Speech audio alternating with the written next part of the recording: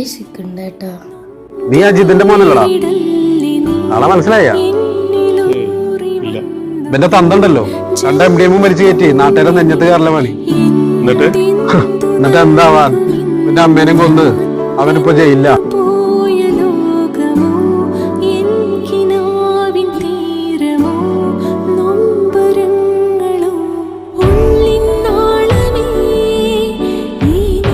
നീയൊക്കെ ഒരു മനുഷ്യനാണോ? ഒന്നറിയാത്ത ഈ കുട്ടിയോടാണോടാ? വാ മോനെ.